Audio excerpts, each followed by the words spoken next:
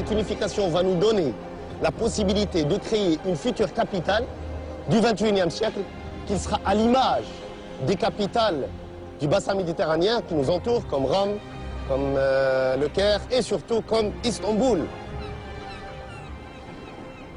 Il y avait toujours une rivalité entre les deux rives. Les habitants de Salé disent « moi je suis Slaoui », l'autre il dit « moi je suis Rbati » et le Bourgrag il est devenu une frontière et il est devenu le mur de Berlin. Maintenant c'est dépassé cette rivalité et on se sent tous qu'on est citoyens de la même ville.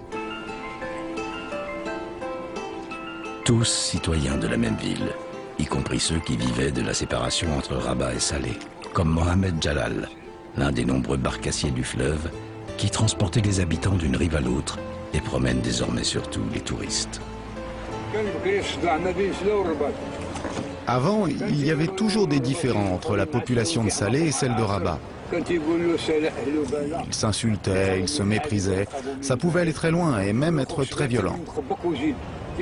Ils étaient en conflit permanent. Les habitants de Salé ont longtemps été considérés comme des gens peu fréquentables. Et pour cause, ces conflits sont nés surtout des pillages commis sur des commerçants par des pirates qui venaient de la ville de Salé.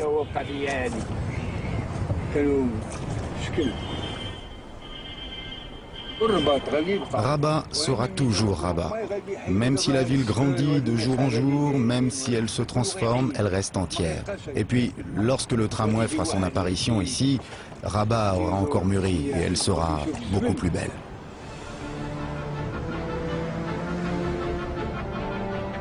Partout dans la ville, les monuments majestueux rappellent les richesses du passé.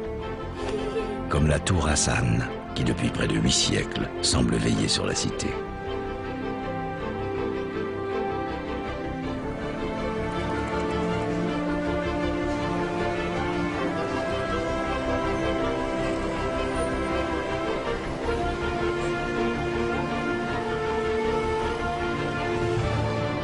Au pied des imposantes murailles brunes de la nécropole de Chella, magnifique édifice mérinide du XIVe siècle, le groupe Nas reprend l'un des classiques de la chanson traditionnelle marocaine qui évoque justement l'opposition entre les sœurs ennemies, Rabat et Salé.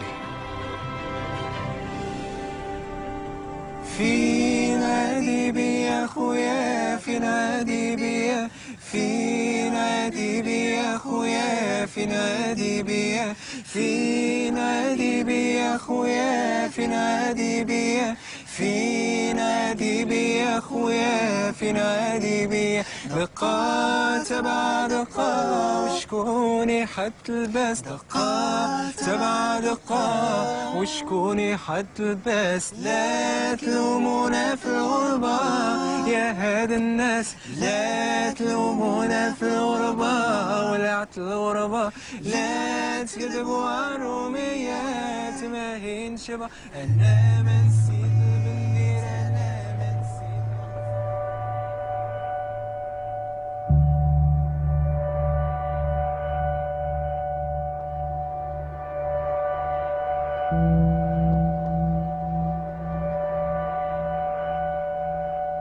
Le plus important site antique du Maroc, Volubilis, tient son nom d'une plante grimpante aux fleurs colorées présente en abondance sur le site au IIIe siècle avant Jésus-Christ.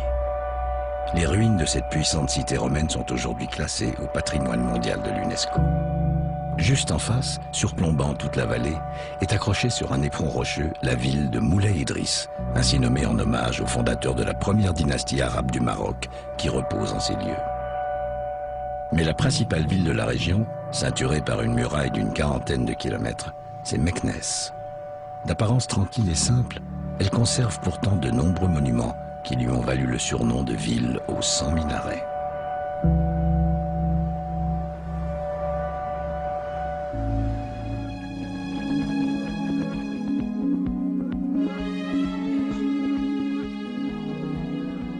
Casablanca, capitale économique du Maroc, est aussi la plus peuplée, avec 3 millions d'habitants.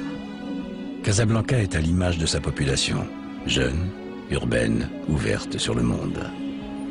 Casa la trépidante, cœur battant, le poumon économique qui rassemble à elle seule plus de la moitié des emplois industriels du pays.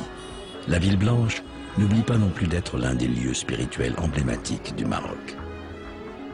Le vendredi, aux heures de prière, Casa concentre toute son énergie vers ce qui est son véritable phare, le minaret le plus haut du monde.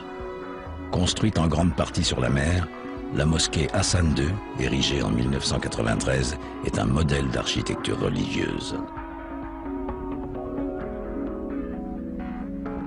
Dans la salle de prière, tout n'est que marbre, dorure et peinture étourdissante. Il aura fallu que 35 000 artisans travaillent pendant 6 ans afin d'achever l'ensemble de ces impressionnants travaux.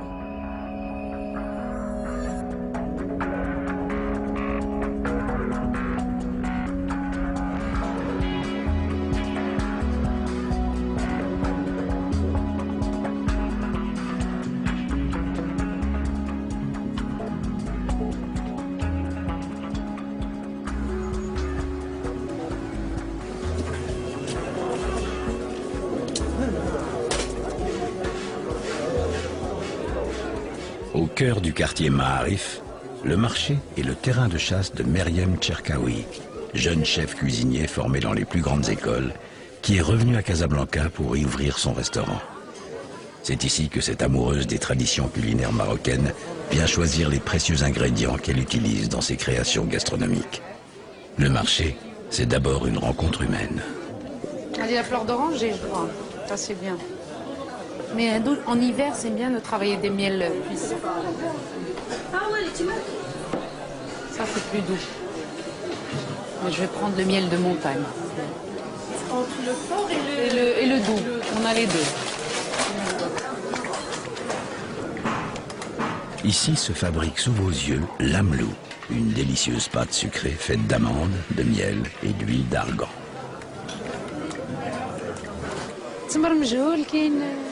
Ça. Là, du Maroc, on a plus. Allez, on va goûter.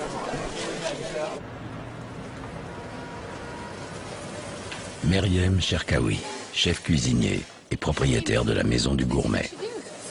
T'as vu? Oui, c'est grand. Ben là, c'est des brils qu'elle est en train de faire, Aïcha. Alors, c'est des crêpes marocaines. On peut les appeler aussi 1000 trous. Moi, je les appelle comme ça, les 1000 trous, parce qu'il y en a beaucoup. Et qu'on sert ça en forme de sushi ou maki, comme on veut l'appeler. Et à l'intérieur, on va garnir avec de l'amande marocaine qu'on a mixée avec de la fleur d'oranger, un peu de cannelle et de gomme d'arabique. Et des dattes qu'on a achetées tout à l'heure au marché.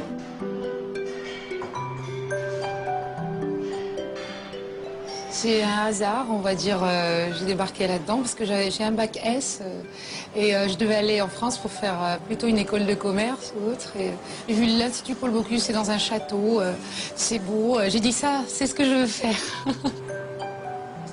Par la suite, j'ai fait quelques stages. J'étais aussi au Majestic à Cannes, au Crillon à Paris. Après, je suis rentrée au Maroc parce que j'avais toujours l'intention et le but de rentrer pour monter une affaire ici à Casablanca. Je suis partagée entre ces deux cuisines, on va dire c'est mes deux amours, la cuisine française et la cuisine marocaine. Et c'est pour ça qu'il y a toujours cette influence, cette technique française, parce que je trouve que la cuisine française est très riche en technique et la cuisine marocaine est très bonne en saveur et elle demande aussi à être améliorée, revue au goût du jour.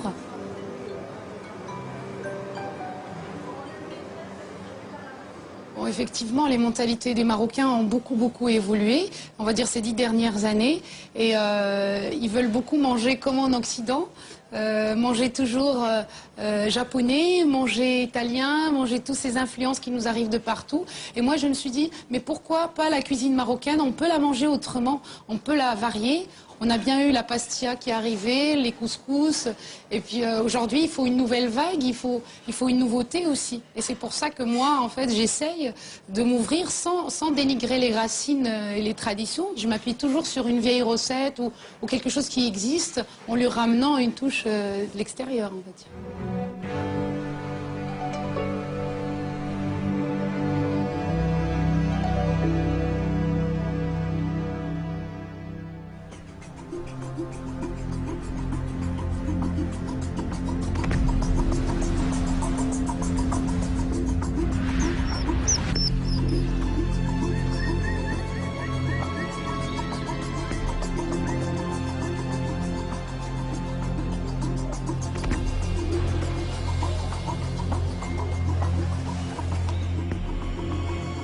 Loin de l'agitation des grandes métropoles, Essaouira offre un calme et une poésie qui ont fait de la cité portuaire un repère pour les artistes en quête d'inspiration.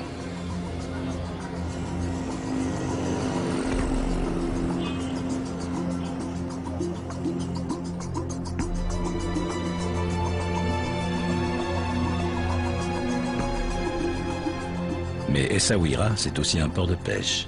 Et l'arrivée des bateaux en fin de matinée est un spectacle complet d'odeurs, de sons, de couleurs.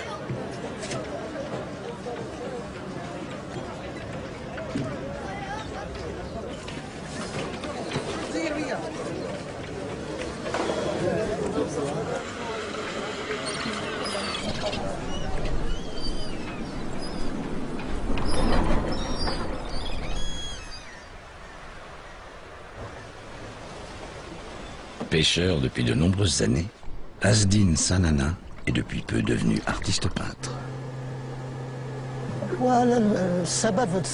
Je suis devenu artiste grâce à un ami très proche.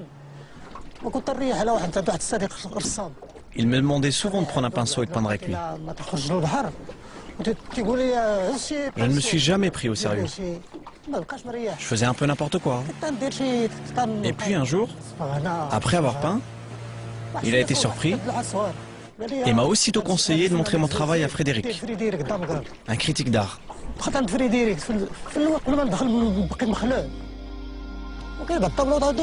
Je commence toujours mes tableaux par une vue d'ensemble et après je rentre dans le détail. Ça fait longtemps que je n'ai pas pris mon bateau. Ça fait un bon moment. Il faut dire que je n'ai plus beaucoup de temps. Je suis très occupé à peindre. Je me consacre entièrement à mes tableaux. Maintenant, on peut dire que je suis plongé dans l'océan de mon art.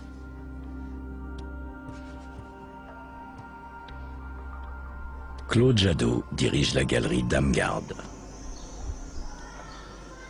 Son œuvre est représentative en ce sens que on y retrouve la créativité d'à peu près tous les artistes de la galerie. Ce sont des purs autodidactes. Ça émerge, c'est vraiment une pulsion créatrice comme on en trouve peu. Et c'est aussi une œuvre particulièrement colorée qui est en rupture avec l'art habituel qu'on retrouve dans le Maghreb. On sort des tons beige, rouge, et brun et noir pour avoir toute la palette de l'arc-en-ciel.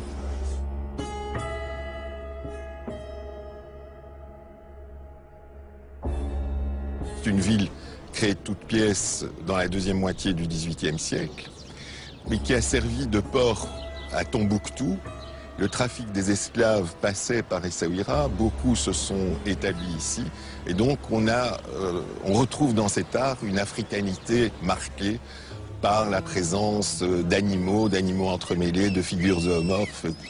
Et je pense que ça a amené progressivement aussi les gens à libérer leur créativité ici. Tous les artistes de la galerie ont un autre métier. Ils étaient pour la plupart paysans, maçons, pêcheurs, bricoleurs en tout genre.